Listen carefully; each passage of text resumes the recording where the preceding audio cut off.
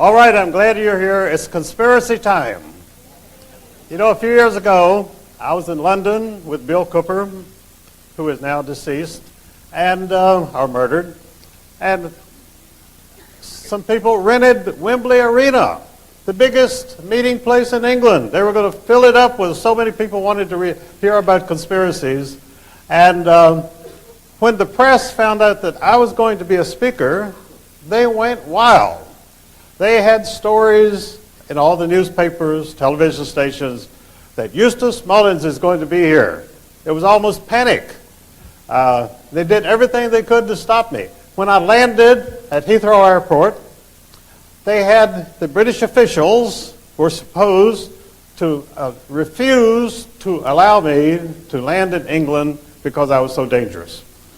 So these terrorists had gone to the British officials and said, "You have got to put Eustace on that plane and not let him come into our country." So the British officials, who are not totally stupid, said, "All right, show us his record. Show us what he's done." And so there was nothing. They had nothing to show. I mean, my record was as clean as a baby's bottom.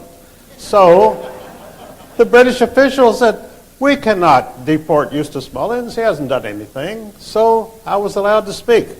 But they put on such a press campaign that they knocked down the attendance of this great meeting to about 1/10 of what it should have been. And so Bill Cooper and I spent most of the time in the bar because there wasn't that much going on.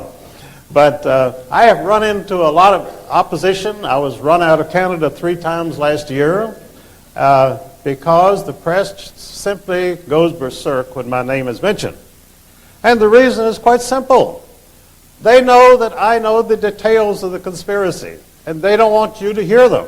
So they'll do anything to stop me from speaking. I was nailed in Chicago on the way up here. I had gotten on my plane in Virginia, flew to O'Hare to get the plane to San Jose, and I was standing in line. We were boarding the plane to San Jose, and I was pulled out of the line. They said, 2 guys said, "We need to give you a random screening." I said, "You don't screen people when they're boarding." I was screened already. They put me over and they went through my bag. There was nothing there. They had me put my arms up, and I said, "Do I look like an Arab to you?"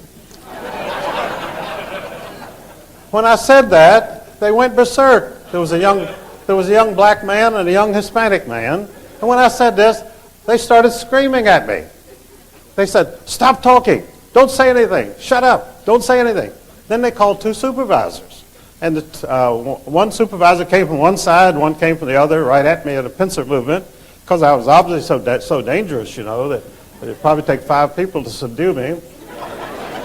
So they told these supervisors, they said, "He won't cooperate." And I said, "That's my bag on the table. You've got my bag." And I said, "You've got me." I said, "How am I not cooperating?" They said, "You're talking."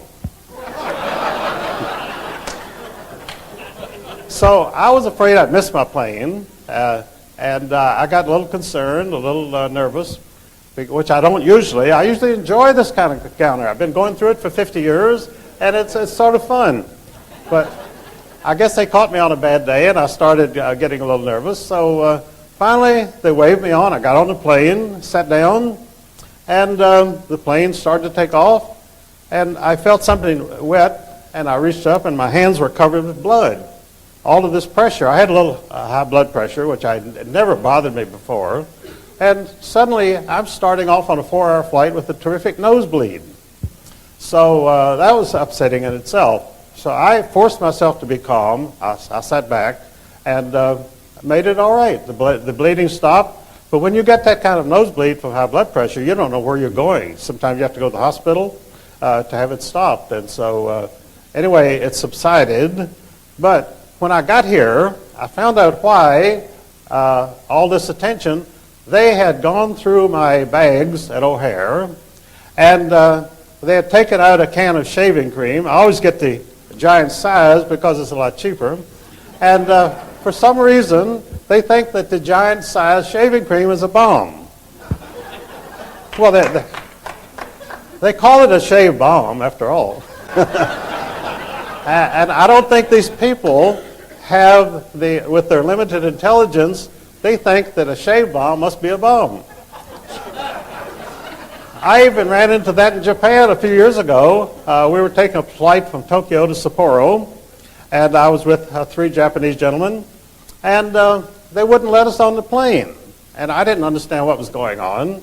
And finally, one of the officials held up a bag, my bag, and pulled out this shaving can, and he said it was a bomb. And so the Japanese people told him that it was theirs. They wouldn't say it was mine. They said it was theirs, and they argued with him, and they finally let us on the plane. But you just don't know how dangerous a shave bomb is until you run into officials. So when I got here and unpacked here at the hotel, I found out that my shaving can was gone. And also, I had brought along a picture of Thomas Jefferson, which I was sort of proud of. Some friends came down to the University of Virginia a few years ago from Detroit. I had spoken up there several times. And there's a statue of Thomas Jefferson at the law school.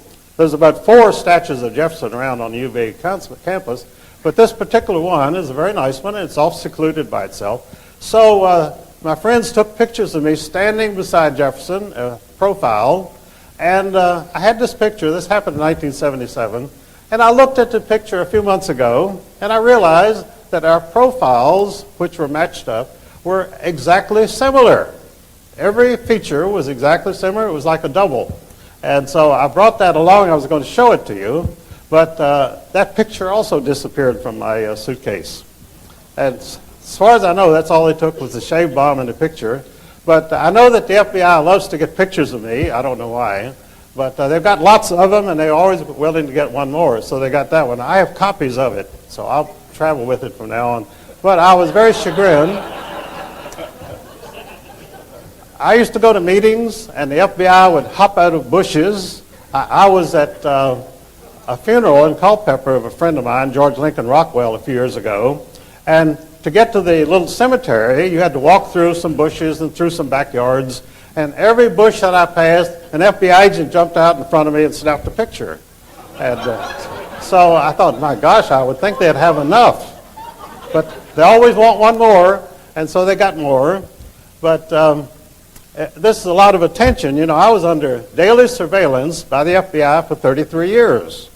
I used to come out of my apartment in Chicago, and there'd be 3 carloads of FBI agents parked in front of on Lincoln Avenue, right down the street from the Biograph Theater where they assassinated John Dillinger, and 2 blocks from the Clark Street garage where the St. Valentine's Day massacre took place. Very historic area. Although at that time there was a dump. They hadn't rebuilt it. Now it's a tourist attraction. So whenever I came out of my apartment, they would very ostentatiously take off their speaker microphones from the dashboard and hold it up so I could see it, because this was supposed to intimidate me. Well, in fact, it was sort of flattering. I thought, this is my public.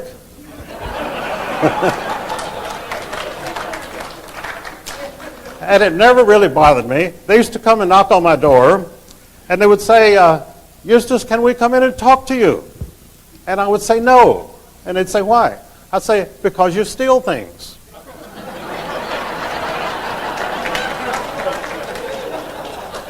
And then these agents would say through the door, well, if we promise not to steal anything.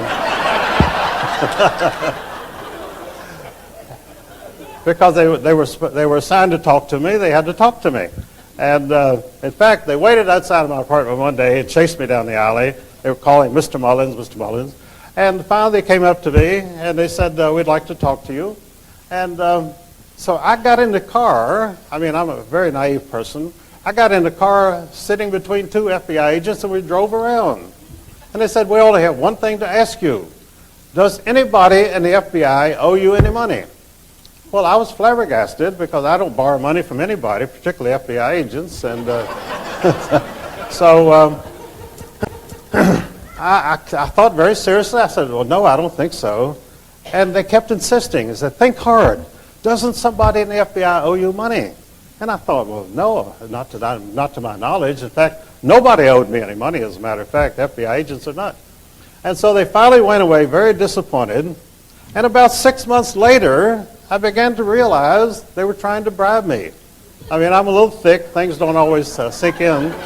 And what they wanted me to say was, yes, in fact, you guys owe me $5,000, and I don't know why you don't pay me. And they would have paid me on the spot. They would have given me $5,000 because they wanted to sign me up. They wanted me on the payroll. And so they went away disappointed. In fact, they've gone away disappointed every time they've come around because I don't have rapport with them.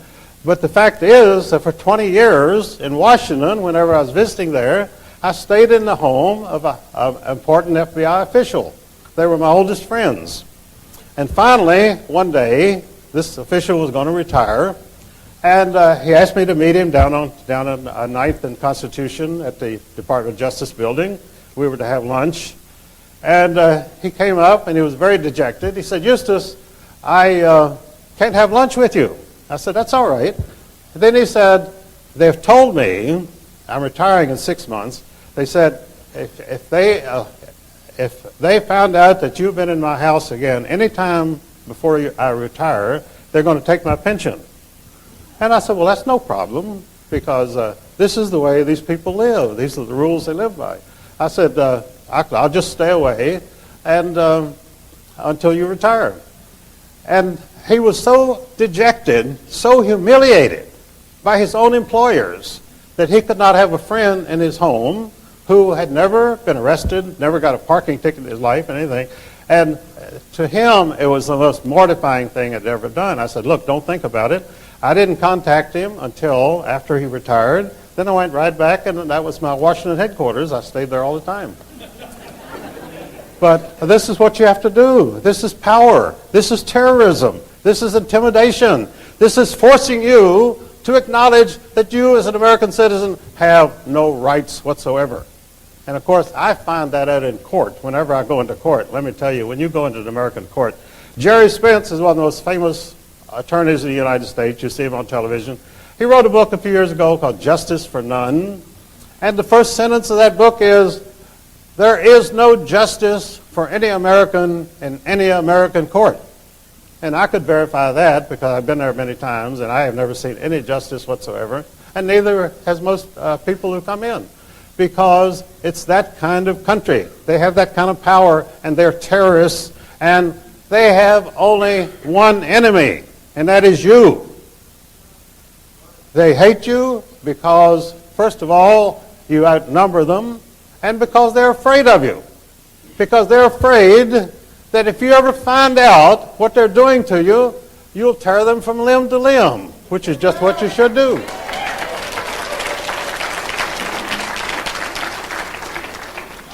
So it's a state of war of the government against the people.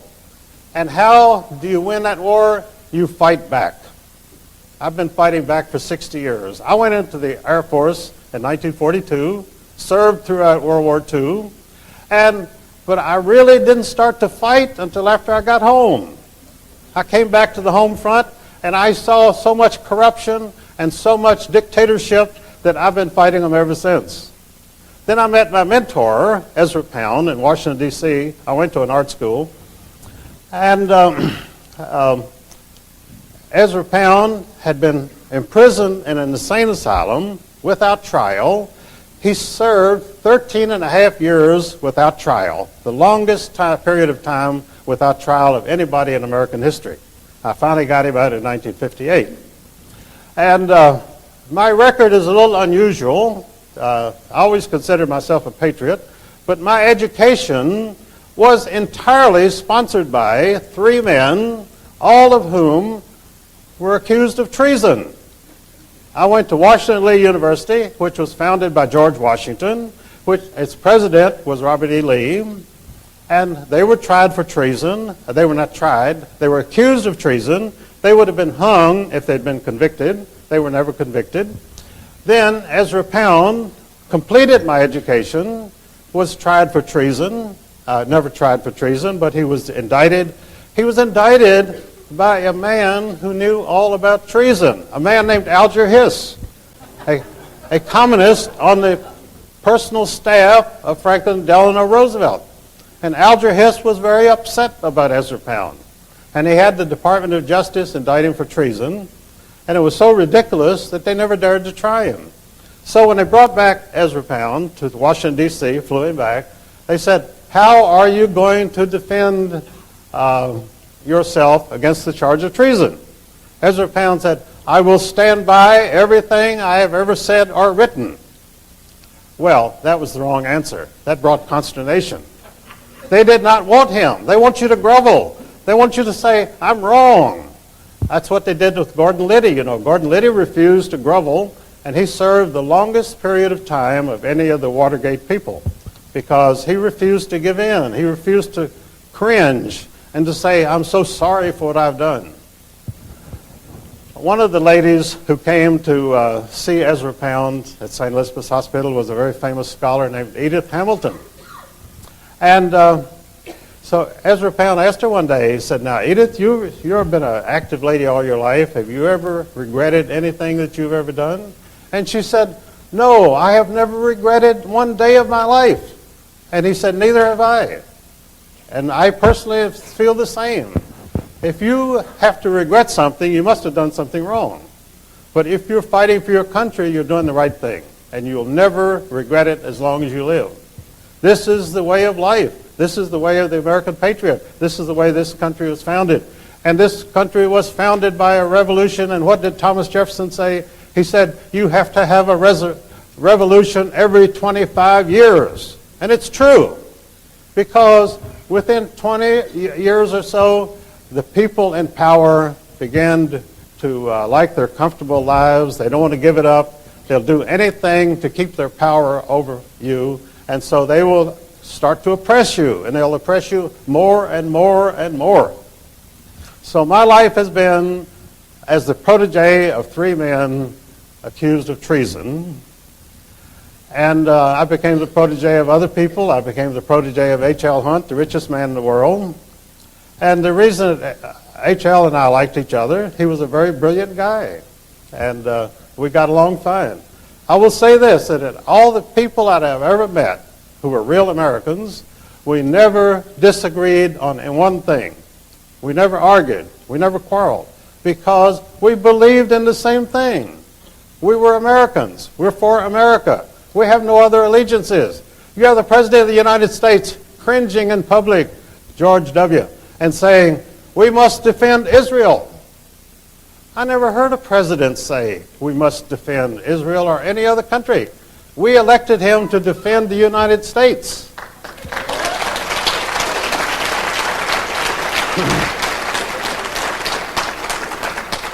But unfortunately, George W. is a prisoner of the most dangerous and ruthless people in the world, and that is the Israeli fifth column, which totally governs this country.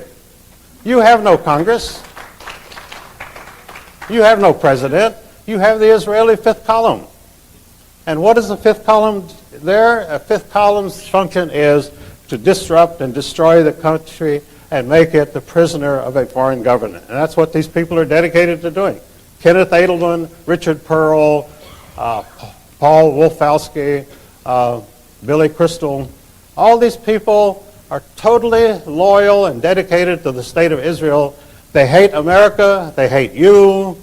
They would like to see you enslaved for the rest of your life, and they're doing everything they can to achieve that objective.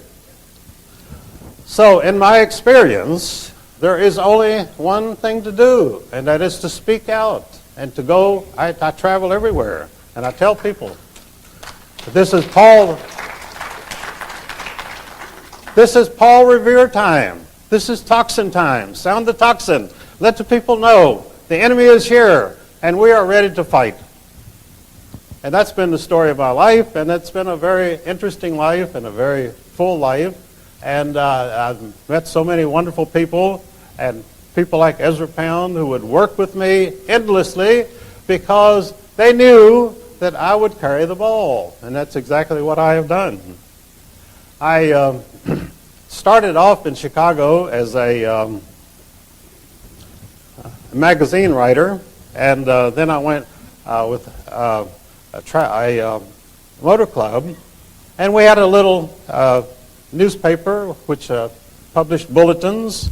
And every day I would call up the City News Bureau, which was a local reporter's outfit, and give them bulletins for their papers. And one of the men I used to call was a young reporter named Walter Cronkite. And I always called Walter Cronkite Walter Crankcase because he was so full of oil. And Walter Crankcase became one of the most prominent correspondents. He is still today a director of Columbia Broadcasting System, CBS. Well, he was to be replaced by a classmate of mine from Washington Lee University named Roger Mudd, who also was a descendant of Dr. Samuel Mudd, who was accused of treason because he set a man's broken leg. And this offended some people in Washington, so they put him in prison for life. And so Roger became a very good journalist, didn't have a mean bone in his body, and he interviewed Senator Kennedy on his television program once. And Kennedy poured out this story about how he fought against the raging tides to save his pregnant girlfriend. And I go to Martha's Vineyard every year, and I have seen the place where this tragedy occurred. The water is 4 feet deep. Now, you couldn't even drown Chandra Levy in water 4 feet deep. So that's where the pregnant girlfriend drowned. And so Kennedy got so agitated about tourists coming there that he had the Massachusetts State Highway Department tear down the bridge because he was running for re-election, a tight re-election, and hundreds of people were flocking to see the bridge and driving down there. So he had to rip out the whole bridge. I think they put it back now, but for about 5 years you couldn't even drive down there. But these people are so cowardly. They're fearful all the time. They don't enjoy their power because they're so afraid of you. And so what you've got to do is to hate them as much as they hate you, frankly. I'm not an apostle of hate, but that's what you have to do. In your own self-interest, you have to know these people, know what they're doing, know what their programs are, and that's why they go after me with all these newspaper stories, TV denunciations. I spoke at a meeting of the Constitution Party, Pennsylvania, a couple of weeks ago. I was invited to come and speak. When I got there, they had backed down. They didn't make a reservation for me at the hotel. And they said, well, we're told that you're anti-Semitic. And I said, who told you that? Bring them in. Let me hear the witnesses. Well, they didn't have any witness. They had some words typed on a piece of paper, paragraph, which they claimed was from one of my books. It's a book that I never even published, and I haven't seen it. And they didn't have a copy of it. But they said, did you write this? I said, certainly not. Then they said, well, will you, before you speak, will you assure the audience that you're not anti-Semitic? I said, certainly I will, and I did. And so I balked them at every turn, but I finally had to sue them. I threatened to sue them to get my pay because they refused to pay me. But they were just a bunch of rats who had decided they were going to give me the business, and it didn't work. And the reason they attacked me in Chicago, if you've seen Sid Skolnick's writings, Sid is a very aggressive reporter up there. And he uncovered the story of Mossad, the Israeli intelligence agency. Mossad got its income from the Chicago Public Works Department because the mayor was Jake Arvey, a Zionist, and he was backed by Colonel Henry Crown, the armaments king of General Dynamics Corporation. And so they cooked up a scheme where they had 10,000 alleged workers at the Chicago Public Works Department who didn't exist. And those 10,000 checks every month went to Mossad, and that's where Mossad, they became the most powerful intelligence agency in the world because of that income every month. And in fact, a repercussion of this happened a couple of years ago when all of downtown Chicago started to be flooded. All of the old sewer pipes collapsed, and everything was flooded downtown Chicago because No work had been done there for many years. The 10,000 mythical workers did no work, and all the money went to Mossad. Well, they knew that I knew this, and so they were laying for me when I landed at O'Hare Airport, and I wasn't expecting a thing. I thought I was just going to get on my plane and fly out here. It didn't turn out that easy, but I made it anyway, because whatever you do, keep going, don't look back. And Satchel Paige used to say, if you look back, you'll see whether they're gaining on you or not. And you don't want to do that. Just keep on running. And that's the way to go for it. But as I say, they kept Ezra Pound in prison for 13 and a half years. And I met a newspaper man who, a congressman owed him a favor. His father owned a newspaper in North Dakota, the biggest newspaper there, and he backed Usher Burdick for election to Congress. And so Usher Burdick owed him a favor. So Rex went to Usher Burdick and said, I took Rex to meet Ezra Pound. And Rex talked to him, and he said, well, you don't belong in here. And Ezra Pound said, don't you think I know that?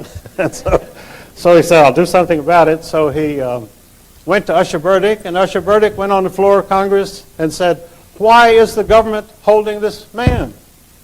There was no answer, because they had no reason to hold him. So they had an 8-minute hearing, and after 13 and a half years, Ezra Pound walked out a free man.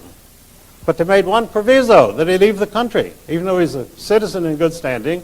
Well, he had married an English girl, and they had lived in Italy, so he was perfectly willing to leave. But I wish he had stayed, because the United States needed him. They need him today, because this was a very great man. And he initiated and commissioned me to write the Federal Reserve book, because he knew it was important. And I went to the Library of Congress, and I got the material, and I published it, and it's been in print since 1953, and many subsequent editions. But he was the spark plug which got me onto this whole thing. He had studied world politics for 30 years, because many of his young friends in the First World War had been killed. Young artists, young writers, and he wanted to find out why. Why were these people dying? He couldn't find out why the war was being fought. Well, it was quite a few years before I found out why the war was fought, and I found out through Winston Churchill. Although the Industrial Revolution originated in England, they became obsolete, and the Germans began to manufacture things, and they were so superior. Their products were so better and newer and more modern, and the British could not compete with them. So by 1910, England was facing bankruptcy because they couldn't sell their products abroad. People preferred the German products. And because of this, you had World War I and World War II. That was the only reason. Germany and England had no quarrels. In fact, they were cousins. The Kaiser Wilhelm and King George V of England were first cousins. They were part of Queen Victoria's family. In fact, so was the Tsarina of Russia. At that time, the aristocracy of Europe was just one big family. So there was no reason for any war. And suddenly we had this terrible war. And it was done through assassination of Franz Ferdinand. But it was all a put-up job. And then they had a replay in 1939. And Ezra Pound came back to his native country from England to tell the American people, don't be suckers a second time. Don't get drawn into a Second World War. And Charles Lindbergh was saying the same thing, America first. Many prominent Americans were saying this. But it did not have any effect, because the money behind the war was so big that there was no way that they could not have it. And so they had the war. And they had it through what they called Pearl Harbor. Now, when we had the attack on the World Trade Center, they initially said it's another Pearl Harbor. Then they backed up on that, because they realized that by now most people in this country knew that Pearl Harbor had been staged. The Japanese had more or less been suckered into attacking it. And there were traitors in their own government, actually, who caused them to attack Pearl Harbor. And so so the mention of Pearl Harbor brought up memories that they didn't want, so they dropped the Pearl Harbor thing. Then they decided to call their war against terrorism a crusade, and they were hastily told you got to drop that because the Crusades were, of course, the historic wars between Christians and Muslims in the Middle East, which is still going on today. And they didn't want to get into that. So they finally settled on something very bland. They called it Homeland Security. And Homeland Security meant that you could be secure in your homeland as long as you were surrounded by armed guards, as long as you had to fight your way in and out of an airport to get on an airplane, and that you would have cameras everywhere taking your picture because you might do something evil or something treasonable, which, of course, most Americans are not even contemplating doing. We're good citizens. We live good lives. We're not into crime. But we are the people who are being surveilled. We're the people who are being pursued. I was dragged out of a line a few days ago at O'Hare Airport to be scanned. And there was nothing to scan. And when I put my arms up, they said, "Don't put your arms up like that. You're supposed to do it like this." And I said, I'm not used to being arrested. You'll have to tell me what I'm supposed to do.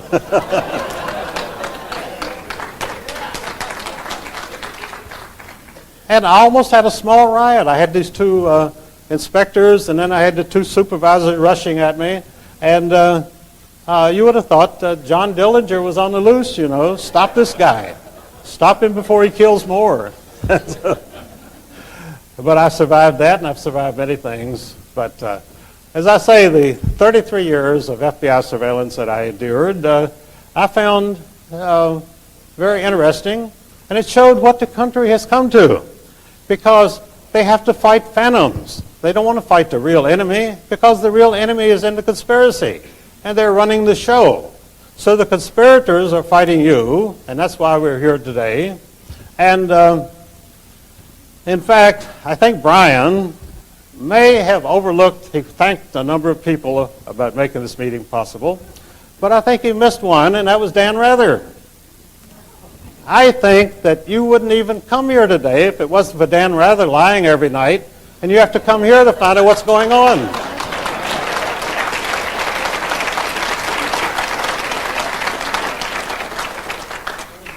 If Dan Rather would tell the truth, if the media would tell the truth, you wouldn't need to come to San Jose. You could turn on your television and see what's going on, bring you up to date. But because they give you nothing but lies, nothing but propaganda, that's why we have this meeting, and that's why we're fighting the conspiracy. Because we're tired of being lied to. We were lied into 2 world wars. We were lied into Korea. We were lied into Vietnam. The Cold War hoax, I've written articles about it for years. I called it the $5 trillion hoax. The Cold War was created out of nothing because... Like our money? Well, I'm getting to that. The Soviet Union was created with our money. The Federal Reserve Bank of New York put up the money for the Bolshevik Revolution. The Bank of England put up the money for the Bolshevik Revolution. And in fact, in Hitler Germany, the German banks and the German industrialists didn't like Hitler. They wouldn't give him any money. So the Rothschilds had to have the Bank of England finance the Nazi movement. And at the end of the war, when they tried the Nazi so-called war criminals, they never touched the bankers who had the Baron Schroeder, and one of the members was a director of the Bank of England, and they were never indicted. They were quietly released, and the people that they indicted and tried at Nuremberg, of course, were the figureheads. But the real powers behind World War II and the Nazi Party were never tried, and have never been tried to this day, because their minions were tried and executed. And in fact, in my book, on Murder by Injection, I point out that they actually went after some of the officials of IG Farben in Germany, and IG Farben was controlled by the Rothschilds. They had an American branch of IG Farben, which Paul Warburg, founder of the Federal Reserve System, was a director. And IG Farben's goal was to control the chemical industry of the entire world. And so they set up an American branch and a South American branch and a European branch. And it was the IG Farben people in Germany who were tried and executed for experiments on prisoners. And they have carried on those same experiments on prisoners in this country ever since. And nobody is arrested. They give them $1 a day for enduring these experiments. The same experiments that people were hung at Nuremberg for doing in Germany. So what's good in one country is not necessarily good in another country, apparently. But I do say that under this conspiracy in the United States today, anything goes. And that's the problem. The courts will stand up for anything. They will not let the citizens get into court and seek legal redress because they are stacking the cards against you. And I've had many legal experiences. I've got a lawsuit going on in Virginia right now against a doctor in a hospital because they tried to kill me, which is understandable. I went to the hospital one night and I had some heart fibrillation. And so they went into the emergency room and the nurse in the emergency room said, "Are you the one that wrote that book?" Well, that makes you a little nervous. They know who you are. And in fact, one of the biggest problems, the 8th leading cause of death in the United States is physicians' errors. 8th leading cause of death, 93,000 a year. So they have reason to be nervous because they don't want any supervision, they don't want any investigation, and one of the biggest problems in the medical field today is iatrogenic medicine. Iatrogenic medicine means physician-induced illnesses. Now, I came out of the hospital recently, and I came home, and I developed an enormous swollen poison cyst right next to my heart. And I thought, boy, this is bad. Well, I had it operated on. Then I developed Bell's palsy. My whole face was paralyzed. I'm still squinting right now, so believe me, it's if I look a little sinister, it's not my problem because that was done to me by the doctors. So I have suits against them, and they are frantically trying to dismiss it. Insufficient cause of action. Trying to kill you is not a cause of action in American law. So we'll see how that goes, but this is how they operate. And so anyway, I got Ezra Pound out of prison, and my latest project is to show the Israeli fifth column in the United States. And that, the Assistant Secretary of Defense. You know, a few days ago, we had a big meeting in Washington, D.C., and who was there but the acting Deputy Secretary of Defense, Paul Wolfowitz, leading a rally to help Israel. I mean, he's working for the American government, but you'd never know it from his actions because he and all of his cohorts were there on the mall in Washington having this great rally to help Israel. Because at least they're honest about what they're doing. They're frank about it. They're not trying to deceive anybody. They're not going to do anything for the American people, but they're going to devote their life to Israel.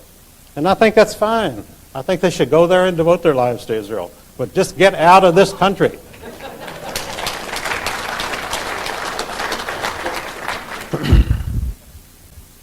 Now, after 9/11, by the way, you might have seen some commentary about the fact that the government, no one in the government wants to touch 9/11. They don't want any investigation. 11 days after Pearl Harbor, they had the first of 8 investigations going in Washington about Pearl Harbor. But now they don't want to touch any investigation, and the reason is they're terrified that you will find out what happened. So no investigation.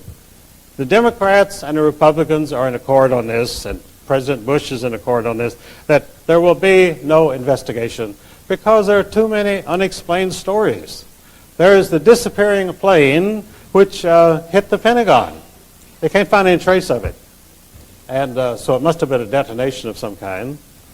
And of course the World Trade Centers, if you've ever seen demolition buildings on the television, you see how gracefully the thing sinks to the ground. Well, this is exactly what the Twin Trade Towers did in New York. You saw them sinking gracefully down.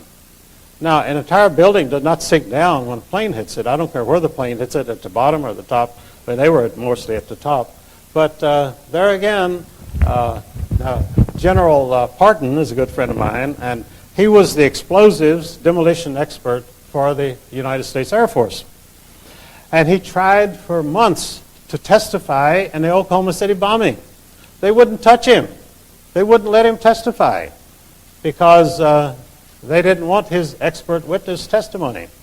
Leading demolition expert could not testify about the Oklahoma City bombing because he had stated, and has stated many times, that the Oklahoma City bombing came from inside out. They parked this truck out front, which supposedly blew up the whole building, but it didn't make any hole where it was parked. Because these were real demolition experts, and they directed the whole explosion into the building, leaving the street absolutely safe where it was. You could have been under the street and you wouldn't have been hurt. So that is how they're constantly defending their lies and their conspiracies, and that's why you're here, because believe me, we have got conspiracies enough for everybody. I've been denounced in the press many times as a conspiratologist. And a conspiratologist is not a person who knows anything about conspiracies. He's a person who invents conspiracies. And I have never had to invent a conspiracy in my life. I can't keep up with all the ones that are already going on.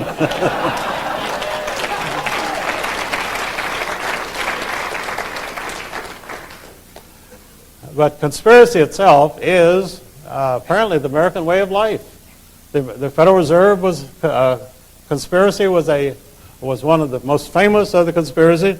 My book on the Federal Reserve System for about 20 years, I published editions of it under the name the Federal Reserve Conspiracy, because that's what it was and that's what it is. And I'm the only person who ever called it a criminal syndicate. I said the Federal Reserve System is not federal, no more than Federal Express.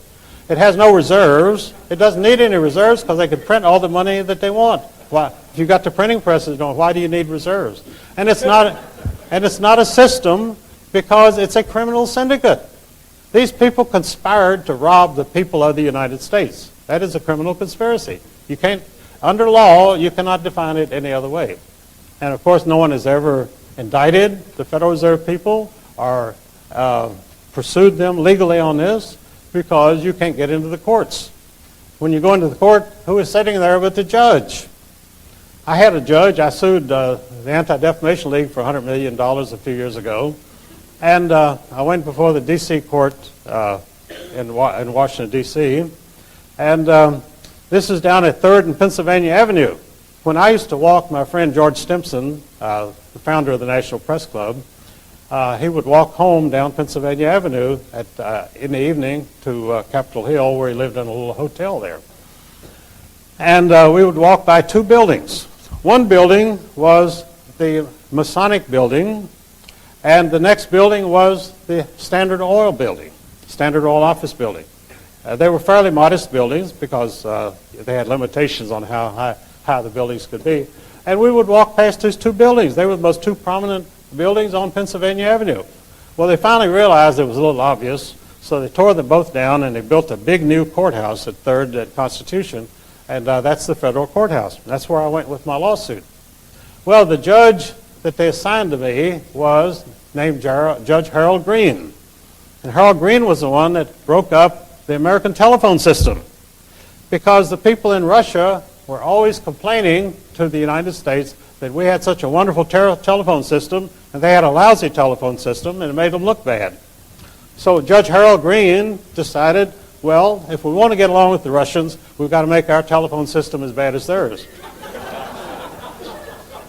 I mean, these people have odd ways of thinking.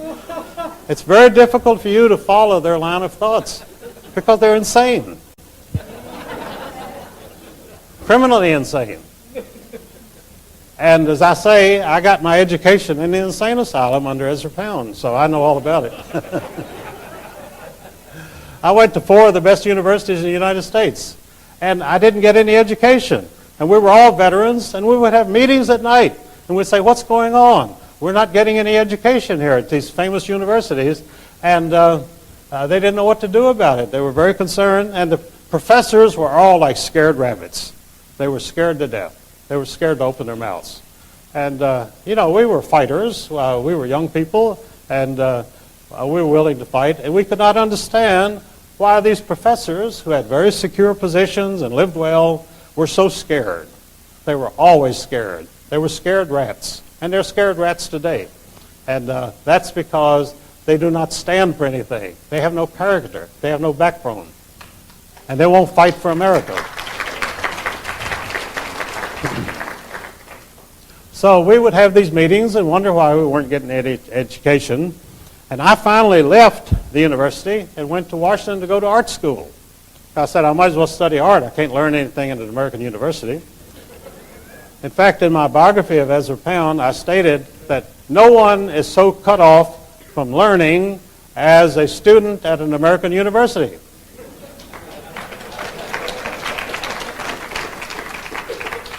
I wrote that in 1959, and it's just as true today as it was then.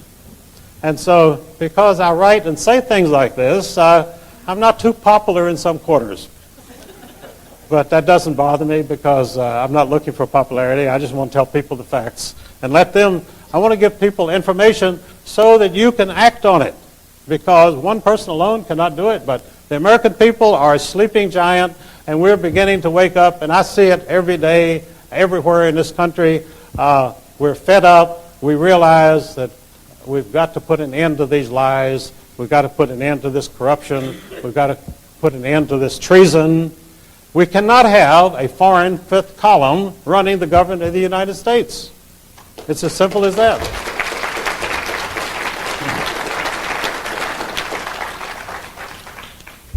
Now, I wrote an article for Rick Martin a couple of years ago, 5 years ago, called The Cold War Hoax, which stated that it was a $5 trillion hoax on the American people. And that was verified by one of the leading Israeli fifth columnists, a editor named Norman Potteretz, who edits the Commentary magazine at New York City for the American Jewish Committee. And in his autobiography, he boasted that the whole Cold War was created out of nothing, simply so that the United States would have an enormous defense budget and we could furnish all of our military equipment to Israel so that they could fight the Arab nations. That's what it was all about. The Cold War was about Israel. It had nothing to do with the Soviet Union. And of course, the Soviet Union was being supported by the American taxpayer since 1917. That's all in my book, all documented, never been challenged by anybody. Do you know, in 50 years, I have never been able to get anyone to debate me. And I love to debate. I'd like to debate for hours. Let the other person give their opinion, their documentation. I'd like to hear it. I'd like to challenge it. They will not do it. I have appeared at debates where there would be an empty chair. Someone was going to debate me, but they didn't show up. I appeared before the Fairfax Republican County Committee, which is a very important committee in Washington and Northern Virginia. And in fact, they were the ones that actually got Reagan nominated for president. And so we were going to talk about the Federal Reserve System, and an official of the Federal Reserve agreed to appear, named Robert Stern. Well, he did appear, and we debated, and that's the only debate I ever had. And 6 weeks later, Robert Stern had a Washington heart attack. So nobody's ever debated me since, because I guess they realize it's just too damn dangerous. But I've seen so many things like that happen. And as I say, the Cold War was totally phony because we had created this demon, this monster, which did not exist. Russia was and is and always has been a third world nation. One reason for that, the reason communism was imposed on Russia was it was the richest nation in the world. The Tsar of Russia was the richest man in the world. He controlled wealth which was unimaginable anywhere in the world. And because of that, his cousins, in Germany and England, who were the kings of Germany and England, hated him, envied him. Rich people have a lot of envy. They can't stand to see anybody who has any more money than they have because it just kills them. They can't even live. They say, that SOB has got 10 times as much money as I have. And they can't sleep at night. It's just something they can't get over. So they murdered the Tsar and took his money. And in imposing communism on the American people, which was done by the British Secret Service, by the way, the Russian people had no part in the Russian Revolution. Didn't even know what was going on. It was done by the British Secret Service, working for King George. So they took all of Tsar's gold, and they shipped it to the Bank of England and to the Federal Reserve Bank in New York. And that left the new nation of Soviet Russia with no money. So we had to start sending them money right away because their money was in the Federal Reserve Bank in New York. So the American taxpayers had to make up the difference. That's the way things work. I don't know if it makes any sense or not, but that's the way it works anyway. And so the Russians had no capital, no gold, and so they've been supported by the American taxpayer ever since. We have had relief missions to Russia in 1917, 1919, 1921, and J.P. Morgan Company became the biggest supporter of Soviet Russia. Dwight Morrow, who became the father-in-law of Charles Lindbergh Jr., was their biggest supporter. J.P. Morgan. Now, the communists were supposedly, they hated capitalists and they hated banks, bankers. But yet J.P. Morgan, the most famous banker in the world, was practically the sole supporter of the Soviet Union. And for many years, only two people could land at Moscow airport without permission, flying any time. They were Armand Hammer, founder of the Communist Party of the United States, and David Rockefeller, who may be the real founder of the Communist Party, I don't know. But anyway, Armand Hammer had the title and David Rockefeller had the money. They could land at Moscow airport without getting shot down, but no one else could. If they approached the airport, they'd be shot down immediately.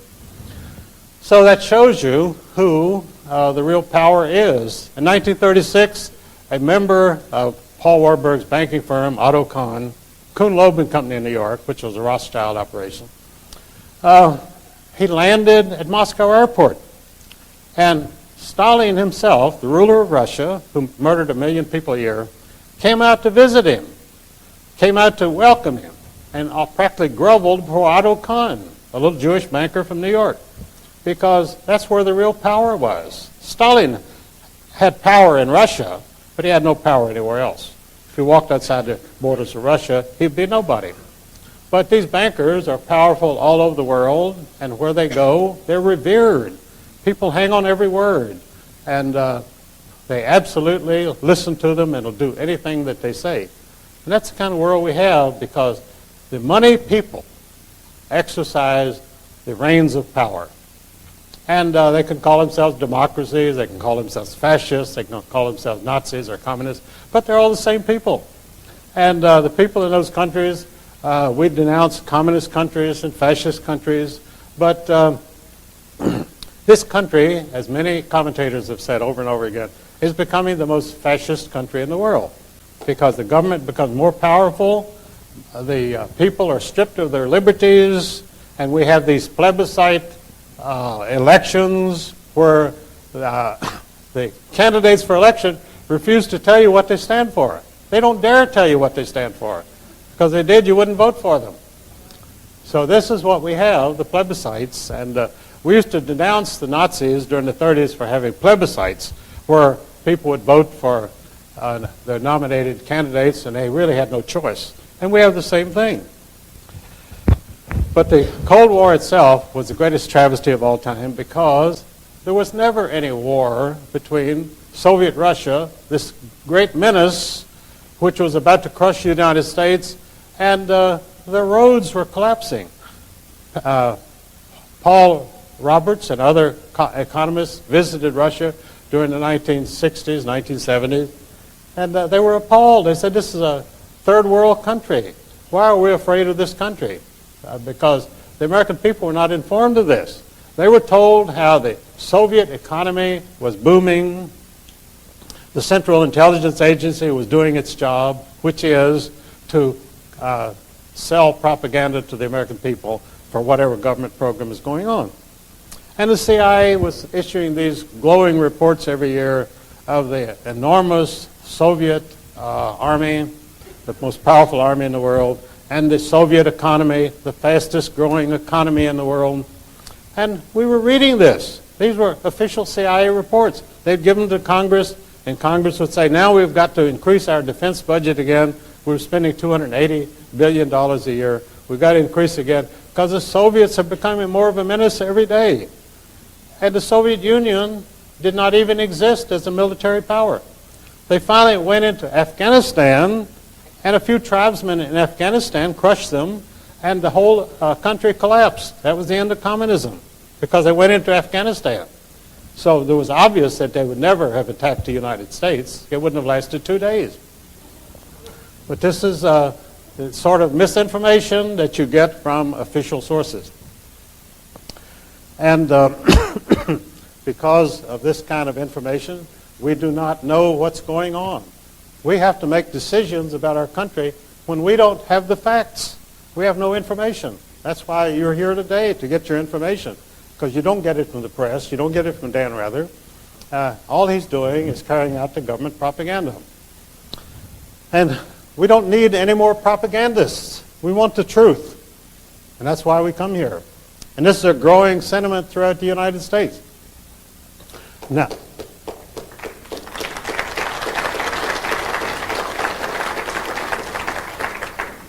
Now there is more and more information going because of the internet and because people have email and voicemail, and the government doesn't know what to do because the people are getting information.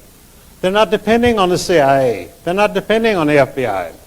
And this puts them up the creek because they have to now reorganize their programs because you people are finding out what's going on. You're finding out the motivations behind all of these mysterious foreign policy adventures, NATO, going into Somalia, going into Haiti, bombing Yugoslavia. You know, the old Nazis must have felt real good about bombing Yugoslavia because Hitler had this ambitious plan for bombing Yugoslavia into rubble during World War II. And those plans were interrupted by his war against Russia. So it never happened.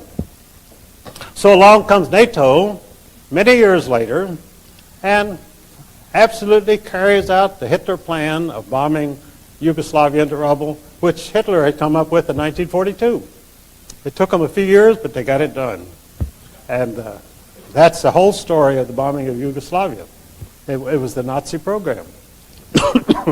And in fact, NATO is the Nazis of today. And I was told this in Japan, of all things. The granddaughter of the last emperor, Meiji Emperor, told me this.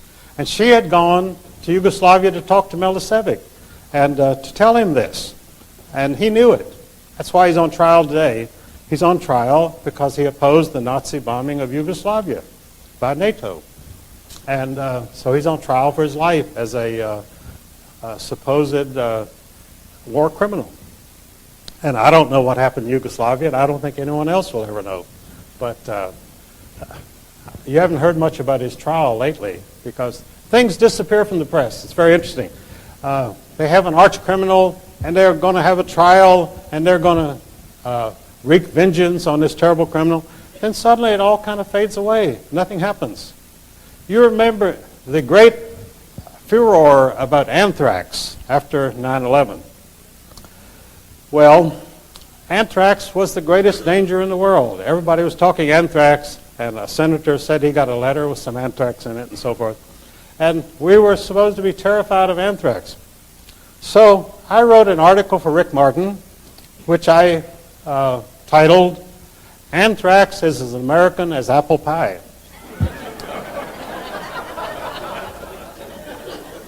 Which it was. Anthrax as a weapon was contrived in the United States because Winston Churchill had decided that they had to have 2 wars against the German people, and they couldn't go on like this because Britain did not have the wherewithal to continue fighting wars against Germany, and they couldn't compete with them. So Winston Churchill, being a practical person, decided to exterminate the entire Russian people, the entire German people. And so he came to the leading chemist in the United States, James Conant, president of Harvard University, and he said to Conant, I need something to wipe out the German people. Now the Germans are supposed to be the great exterminationists. They're supposed to be the people who want to exterminate other people. But in fact, the only candidates for extermination in the 20th century have been the German people. Because Churchill said to Conant, get me something that'll kill every human being in Germany. And Conant said, well, fine. You know, after all, he was president of Harvard University, and he wouldn't be shocked by a request like that.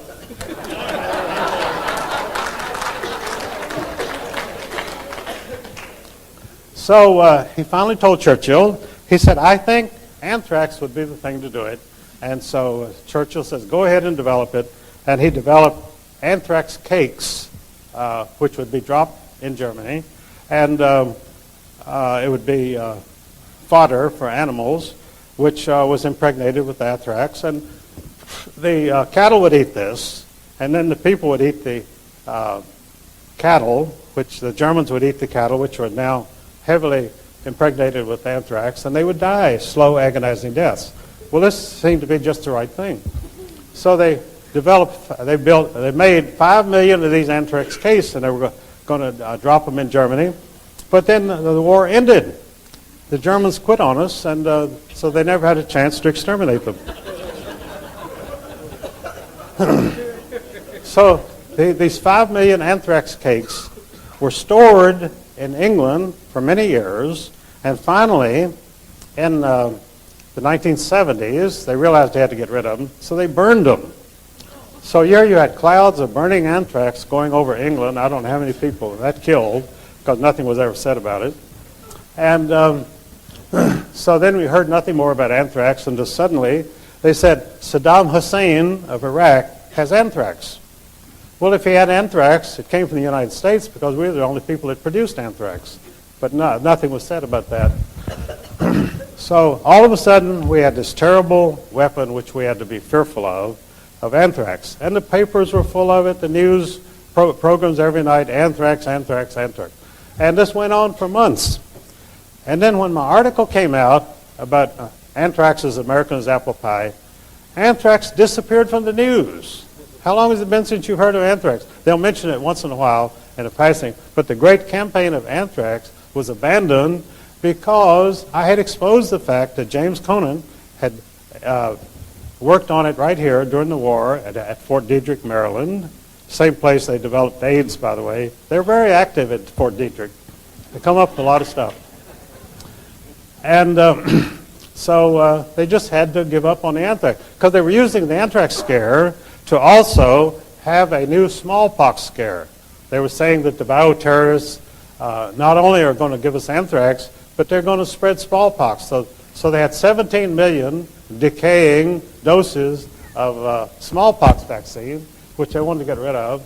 So the government was going to inject these with 17 million Americans with these doses, which were probably, they admitted a lot of them would be fatal because they were no longer usable. And they finally had to abandon that. But the pharmaceutical companies were dead set on going ahead with the great smallpox vaccination, which never happened because the risks were too great. They would have killed thousands of people. So they had to abandon that. And of course, I say they abandoned the great anthrax campaign. But these things disappear very quickly from the news. You never hear it again. None of your commentators will say, whatever happened to the great anthrax scare, whatever happened to the great smallpox scare. They simply go on to other things because they have new programs coming up all the time. And it's a corporation mentality because we have a corporate state, and corporations develop programs to promote this and to promote that, and every employee has got to get behind this 100%. And if you have any laggards who say, well, I'm a little dubious about this, they're out the door before they know what happened to them. And that once you get out on those terms, you don't get employment anywhere else. because when you leave one corporation, if you don't have a recommendation from them, you can't go to another corporation and get a job. That's how they operate. So another thing that I wrote about recently was called the $6 trillion robbery. Now, the $6 trillion robbery was the Great Recession of 2000.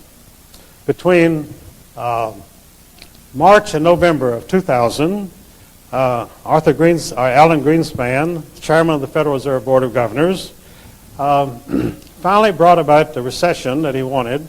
It took 6 rapid interest rate increases to bring the country and the economy to the point of collapse. 6 increases before he could do this. Now, during the great boom years, what they call the new economy, Greenspan had initiated 22 measures over the years at the Federal Reserve Board to increase the flow of money, increase the supply of money. And so the stock market boomed, and the prices kept going up and up and up. And so then one man, supposedly, of course he doesn't do it alone, Greenspan was told it's time to have a crash. So he started initiating these interest rate increases. And the financial commentators said, why is he doing this? And Greenspan said, there's the threat of inflation. And the Wall Street Journal said, there is no inflation. And he said, yes, but there might be. Some point in the future, we may have inflation. So we've got to act now promptly so that this inflation won't develop. And so, and of course, it was all fake. Everything these people do is fake and lies. They have no background whatsoever for it. Milton Friedman has said for 50 years that the Federal Reserve has caused every financial problem in this country since it was initiated in 1914.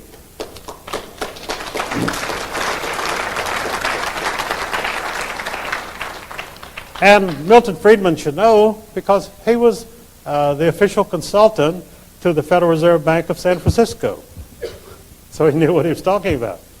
But he actually disagreed with many of the things that the Federal Reserve did because they were too artificial, too contrived. They had no basis whatsoever, for no financial information behind them. They simply did it because this was their program.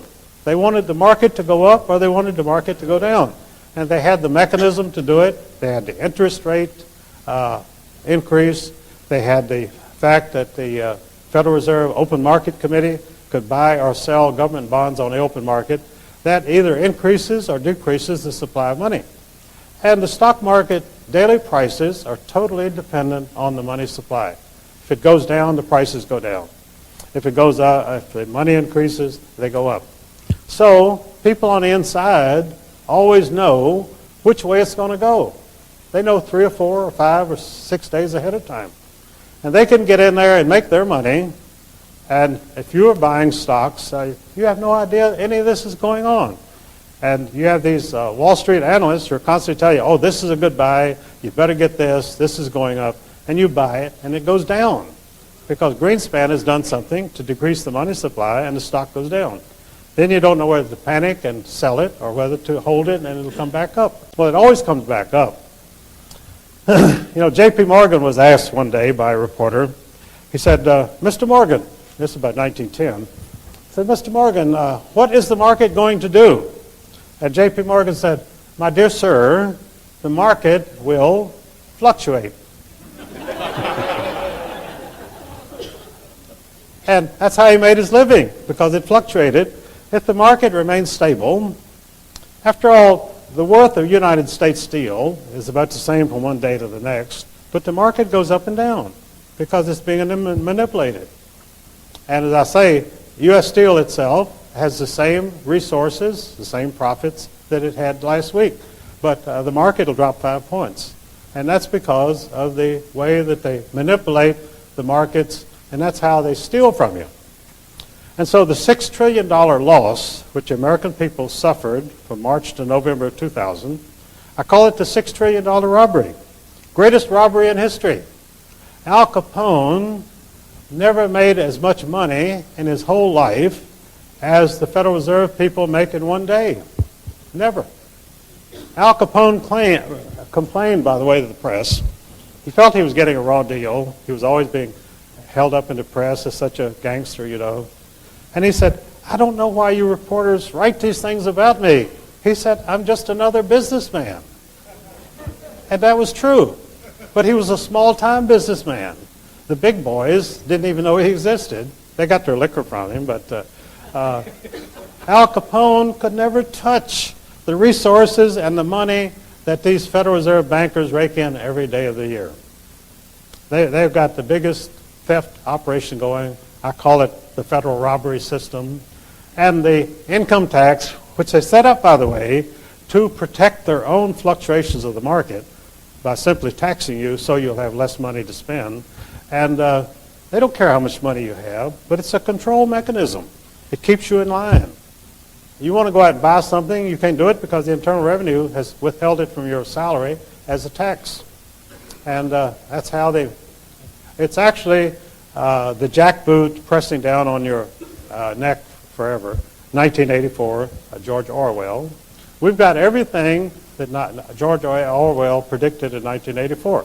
We've got the newspeak, double speak, everything. It's all happening here every day. And he wrote this back in 1948.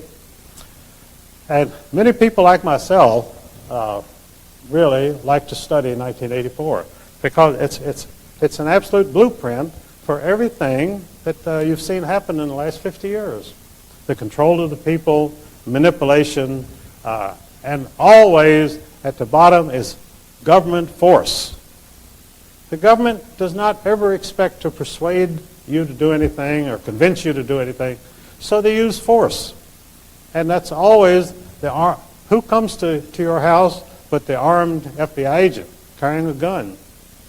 And you don't even have a gun, but he has the gun, and so you have to pay up. And this is the way it's always force. There is no philosophy of government behind it. There is no benevolent intentions towards your being a citizen of this country. And in fact, the way that they send money out of the country to other countries shows that they have no loyalty to this country. I have, for years, stated that on the income tax deductions, they should not be allowed to deduct anything that's sent out of the country. I mean, if you want to give money to a charity in the United States, that should be deductible. But if it goes out of our borders, it should not be deductible. If you want to send money to England or Israel, that's fine. But why should the other taxpayers have to pay up in order so that you can do this?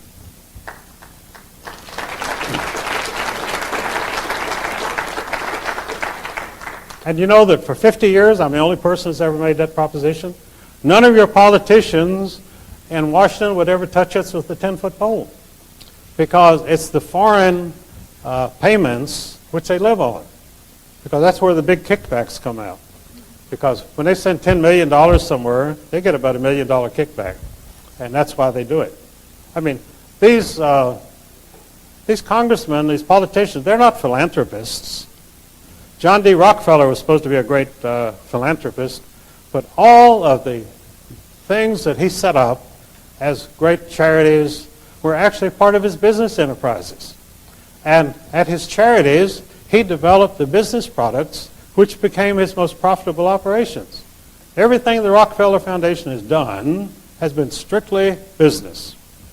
And the medications, the hospital taking over the medical profession in 1913, at the same time he got the Federal Reserve System going, was all intended to make him more money.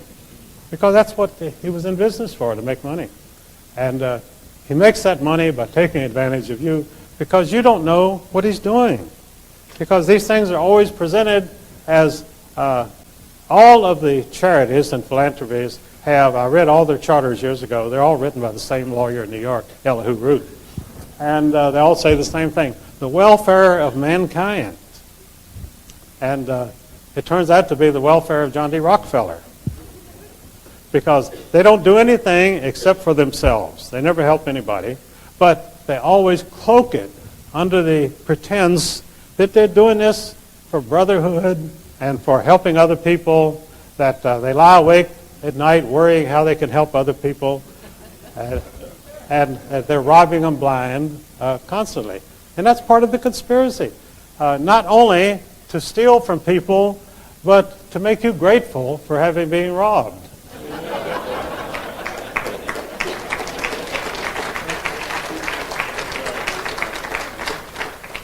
And it takes a real philanthropist to do this.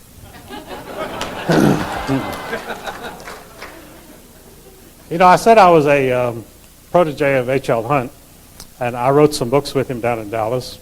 And H.L. Hunt did not leave a foundation because he knew they were all fake. And he didn't want some communist giving his money away. I knew John MacArthur also, who had the Bankers Life Insurance. He was a billionaire too. And John MacArthur was as good a patriot and American as you would ever want to meet in his life. And when he died, he left his money to a foundation. And that foundation today almost exclusively gives $350,000 awards to a lot of people every year. They call genius grants. And these geniuses, when you read what their projects are, I mean, you can't read it without laughing. And they also have a great bias because practically all the recipients of John D. MacArthur grants are lesbians because the lesbians run it. And after all, they are very partial to their own people. So if you're not a lesbian, don't apply to the MacArthur Foundation. You may be a genius, but you're not going to get the grant. And all of these foundations are totally taken over by people who hate the capitalists who accumulated the money to endow the foundations. They're always taken over by people who spend the rest of their lives fighting everything that these people stood for. John MacArthur must be turning over in his grave every day. Henry Ford, the Ford Foundation, became the most communist of all the foundations. And Henry Ford used to give my friend Elizabeth Dilling in Chicago $5,000 a week to fight communism. So after he died, his money has been spent to promote communism. And that's what it's been doing ever since. So I don't want to run over time here, but let's see what I've got really important that I want to get across to you. Half an hour? All right, good. Oh, well, I can cover a lot in that. What is the fifth column? Pardon? What exactly is the fifth Oh, column? well, I want to talk about the reign of terror. Now, what we're seeing take place in this country today, the sort of thing I went through at O'Hare Airport a couple days ago, terrorism. By the way, these two inspectors who were giving me such a rough time there, and I told him, I said, look, I don't understand this. I'm not a terrorist. And this little Hispanic boy said, well, this is not about terrorism. And that was stunning to me. I mean, here I was being scanned and pulled out of line in the airport, and he said, it's not about terrorism. But it was about terrorizing me is what it was about. But he wouldn't say that. And this whole thing, by the way, see, we had the American Revolution without terrorism. Because these were real patriots fighting for their land, fighting for the land that they loved. And the place where I live in Virginia, the Shenandoah Valley of Virginia, and Thomas Jefferson's Monticello just across the mountain, I saw studies recently that it was these Scotch-Irish Presbyterian people who lived right there in the Shenandoah Valley who were the actual instigators of the revolution. They were the ones that wanted to fight. And they started the fight, and that became the American Revolution. Started right there where I live in Virginia. So that's probably why I'm out traveling in the country today, carrying on the revolution. That's what my people have been doing for 200 years.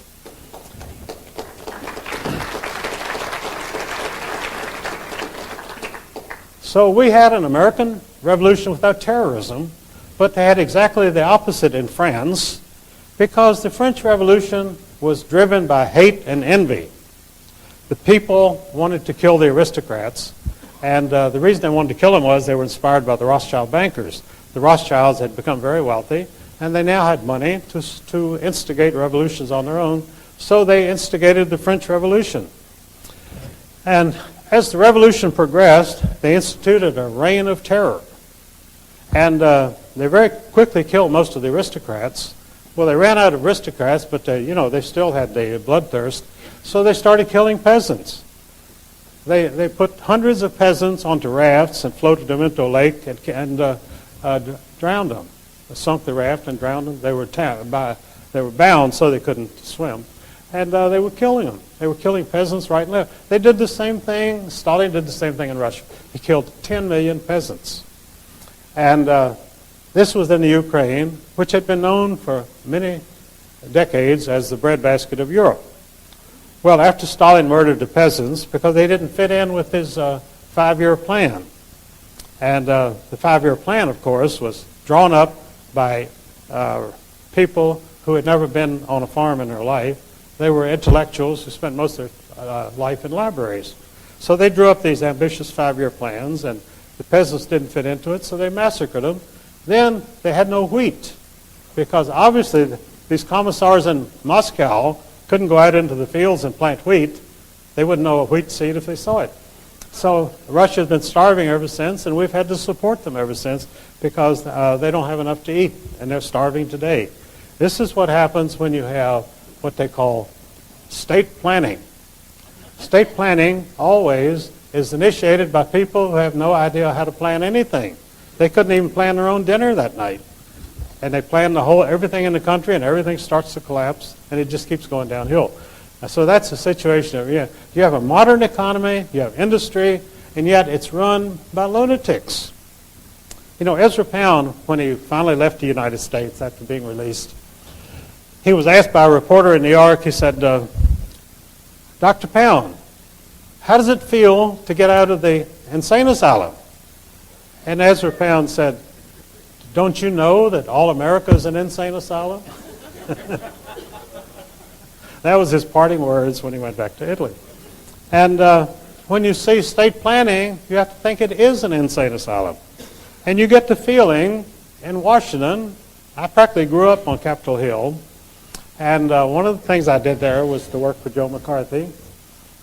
And I am a member of the McCarthy Committee today in Wisconsin. And the John Birch Society, after Robert Welch died, the guys who took it over or inherited it from Welch, they sold off all of the buildings up there, made a lot of money, and moved to Appleton, Wisconsin. They were going to take over the McCarthy Foundation. And the first thing that they did, when they got to Appleton, they said to the committee, you've got to get rid of Eustace Mullins. And they were nonplussed by this because I had been the spark plug of the thing for some years. And there were some older people in it, but they were in their 80s and 90s, and they died off. And so I was almost the last survivor. And these Birch people came in and said, you got to get rid of Eustace Mullins. In fact, whenever I'm into something and people come in, the infiltrators, first thing they say is get rid of Eustace Mullins. And the only reason is because they can't control me. They have no control, no leverage whatsoever. Because I'm going to speak the truth, and that's the only thing I'm going to speak. So, obviously,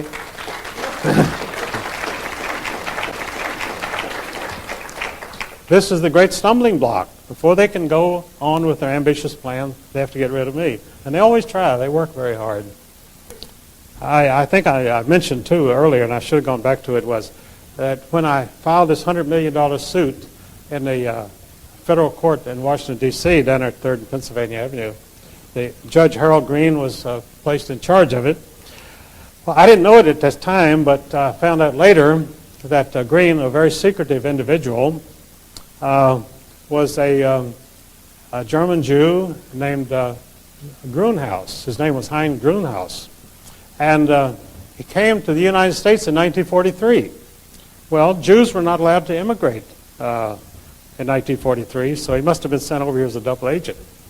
And so he promptly joined the United States Army, and he and Henry Kissinger and a bunch of other communists went back to Germany as the occupation army. They didn't participate in the fighting. They waited until people like Audie Murphy had won all the battles and the war was over. Then in comes this influx of these people, a horde of refugees who became the occupation government of Germany. And Kissinger had the code name of Bohr as an official Soviet agent, which has been printed many times. He's never denied it.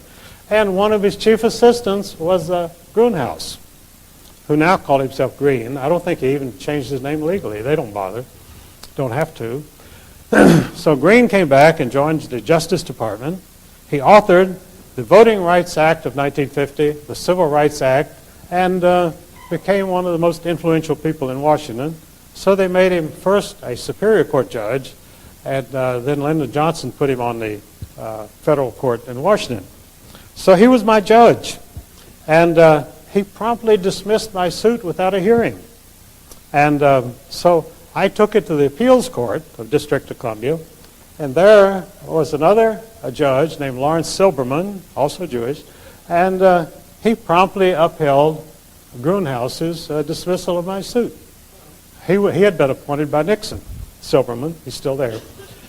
So Grunhaus had given one interview in his life, and in that interview, which I found, he admitted his name was Grunhaus, and he now called himself Harold Green. And this was the only time that he ever gave an interview throughout his whole career. He died 2 years ago. So here, Heinz Grunhaus, a German refugee, is dismissing my suit without a hearing because he didn't want me to have a hearing. I have been denied jury trial in every lawsuit I've ever filed in this country. Every time. And the Constitution guarantees you a jury trial. And I stipulated at every court case I ever filed that I would have a jury trial. I've never had one to this day. Because the judges feel like they can do what they want to. And as Jerry Spence said, there is no justice in any American court for any American today. And it's true. Go to court and see how much justice you get. I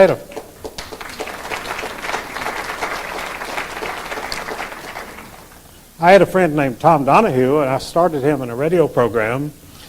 And he's a refugee today. He's on the lam. I haven't heard from him for some years. Because he went before Judge Barefoot Sanders in Texas, and Sanders would not even allow him. He would only give him 10 minutes to present his own defense. And it was a trumped-up charge. And so they sentenced him to 8 years, and then they allowed him to walk away because they didn't want to keep him anyway. So he's hiding out somewhere here in California, probably. I couldn't say where, but I haven't had feelings out here. And I've had a lot of people who had to go on the lam. Tupper Saucy was another friend of mine. He was on the lam for 5 years. Finally came back and did a year in Atlanta, and he's out now. But these people thought they would go to court and get justice. They didn't know there was no justice there. You can't get something they don't have. And you can't bring it in with you. So Tom Donahue, after I started him in this radio program, he became the biggest promoter of my books. And so I was on talk shows for 5 hours a day there in Florida, 3 hours with Chuck Harder. They ran Chuck out of business because he had me on.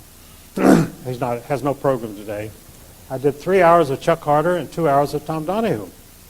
And Tom Donahue used to introduce me on his program as J. Edgar Hoover designated me the most dangerous man in America. And so, which he did for years. And so Rush Limbaugh was growing very rapidly at that time, and he had the program immediately following Tom Donahue. So he would listen to Tom, introducing me as the most dangerous man in America.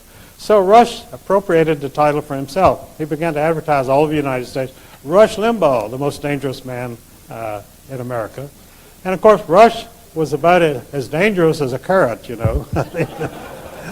No threat to anybody. But he used that for a couple of years, and he finally dropped it because it was so ridiculous that he couldn't carry it on any longer. But they put Tom Donahue out of business because he was on the program for hours a day saying, you've got to get Eustace Mullins' books, and talking about the Federal Reserve book and my other books. And they were selling them like hotcake, and Chuck Harder was too.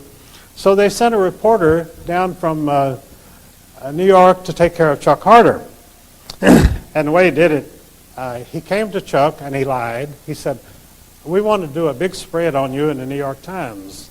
And he wasn't even with the New York Times. He was a Nation correspondent. And but Chuck didn't know that, didn't check him out. And Chuck thought, boy, I'm going to have a big spread in the New York Times. This is going to be great.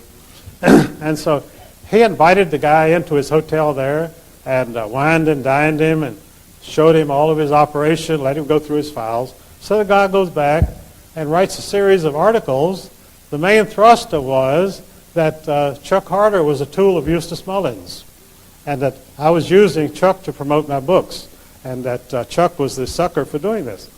So, of course, it was a total double cross because I had no influence over Chuck Harder at all. He only sold my books because he made money off of them, and he was making good money. But so I said to Chuck, I called him up, I said, look, I can refute everything that is in these articles about my being anti-Semitic and so forth. I said, as I've said on your program, I said, they call me anti-Semitic because I go along with the Orthodox Jewish position, which is that there can be no Jewish kingdom on earth until their Messiah comes. And they don't acknowledge Christ as Messiah. And so the Rothschilds, after they began to make a lot of money, they decided to start their own Jewish movement, and they called it the Reformed Jews. They hired a guy named Rabbi Moses Hess in Germany, and they put millions of dollars behind it, and Reformed Jewishness became a very big thing in the Jewish community. But there was always a great battle between the Orthodox Jews, who they were the only true believers, and the Reformed Jews, who only believed in money and power and having a Jewish kingdom, which would be at the crossroads of the world next to the oil fields. The whole idea behind putting Israel, the Jewish nation, in the Middle East was to eventually seize the oil fields. And that's what the new program is. They're starting the Crusades over again. The Crusades started in 1279, and there were 8 Crusades, and the Christians won the first Crusade very handily. They beat the Muslims, and they took over Jerusalem. Then they got homesick and went home, so the Muslims came back and took Jerusalem again. And then 5 more times, the Crusaders came back, and each time the Muslims beat them because they'd learned how to fight them. So we only won the first crusade. So when you talk about a crusade between 1,900,000 Christians and 1 billion Muslims, obviously the Christians outnumber them and should win. But the fact is that they don't know how to fight in the Middle East, and they never will learn. And the Israelis only fight in the Middle East by terrorism. That's the only thing they know. And so that's how they've survived this long, with American armaments and terrorism. But when George W. announced this new crusade, it was to be that we were going to attack 34 Muslim nations and destroy them in order to end the threat of terrorism. It sounded like a pretty good program. And for the military-industrial complex, it was a great program. We're going to fight 34 nations for the next 100 years, the 100 Years' War. I think George W. thought of himself as going down in history as the hero of the next 100 Years' War. And that was the foreign policy of the United States, a policy which is so insane you wouldn't think a 4-year-old child would embrace it.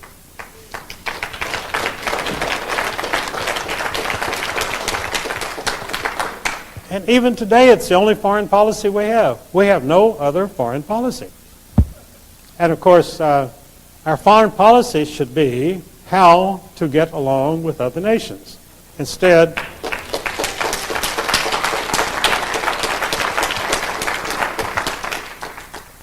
what we have is a foreign policy run by lunatics who want to make every nation in the world our enemy. And the rest of the world is not particularly interested in being the enemy of America. They still dream of America. All over the world, people dream of coming to the United States. Not because the streets are paved with gold. They know that's not true any longer. But the gold is in the Federal Reserve Bank of New York. But it's a place of opportunity. And what other countries do not have is opportunity. And because they have no opportunity, they have no chance to improve their standing, to improve their income. There's no place there that they can do this. So all they can do is immigrate, and immigrate to only one place. Nobody wants to immigrate to China. Nobody wants to immigrate to Africa. They want to immigrate to the United States. This is the only country in the world that everybody else in the world dreams about.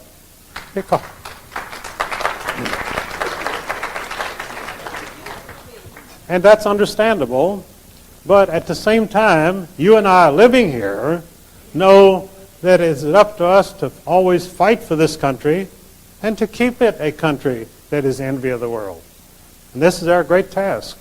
And this is what we can do, and we will do, because we understand it's our duty and our responsibility. We fought 2 world wars, which were totally staged, as I say, to knock out German industrial capacity. And they had the Bolshevik Revolution. The Bolshevik Revolution was perpetrated not only to rob the Tsar, but to put Russia back in the Dark Ages, to eliminate Russia with its natural resources as a competitor in the modern world. So what communism did was to put Russia back 100 years. In other words, the Russians are in 1880 and it's 1980, so they're 100 years out of this. They're out of the competition. Because any nation, when they get a modern economy and a good workforce, can actually become a great threat to every other country in the world. China is no threat to us because it's a communist country and they're controlled, and they're inundating us with their mass-produced products, but that's because of our government's policy. It's not China's policy. This comes out of Washington. Why did President Clinton cultivate the Japanese and accept millions of dollars in bribes for them? Because the program was to destabilize and destroy the United States. That's what's going on. And what is George W.'s policy? Practically the same thing. He's doing nothing to improve the economic prospects of this country. In fact, the only thing he's doing is to carry on the war against terrorism, which means you have loonies like these 2 guys in O'Hara that attacked me the other day, and all they're doing is creating dissension, and people hate to go on the airlines because they realize they got to go through these roadblocks to get on, and it's just not worth the trouble. So they're fighting this country. Your battle is coming right out of Washington. The battle against America is coming right out of Washington. It's not coming out of China.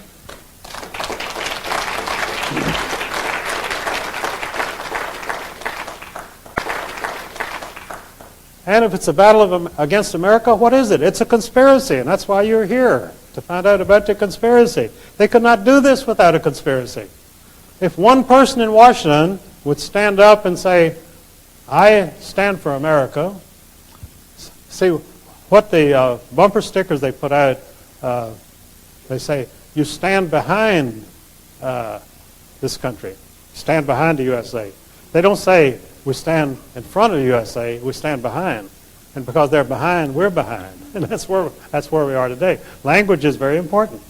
So all the slogans that came out of the 9/11 show the total poverty and hopelessness of these people because they're living in the past. They cannot face the future. And the future belongs to America. And we will have the future if we exercise our responsibilities.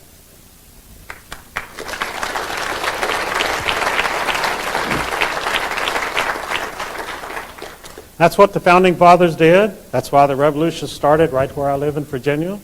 And the people there have not changed. They're fighters.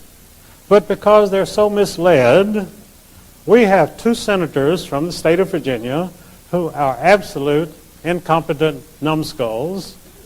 And in fact, I filed legal papers last week in which I pointed out that after the Civil War, the war between the states, the federal government continued martial law and military occupation of the southern states for 12 years till 1877. Not much is said about that in the history books, but the fact is that the southern states were not allowed to recover economically because of the martial law. And finally, Rutherford B. Hayes, who had been a general in the Union Army during the Civil War, decided that there was enough of this. And he ran for president and said he would withdraw the occupation. And it was one of the most bitter fought presidential campaigns of all time because the terrorists in Washington were determined to maintain martial law in the southern states and oppress the southern people. And Hayes won very narrowly, and he withdrew the occupation. But as I pointed out in my legal papers last week, when the military occupation was withdrawn, they left in the southern states puppet political parties, Nazi Quisling type parties, and they have run the southern states ever since. And I pointed out that in the state of Virginia, this was filed with the court, in the state of Virginia we have the scalawags, who are now known as the Democrats, and the carpetbaggers, who are now known as Republicans.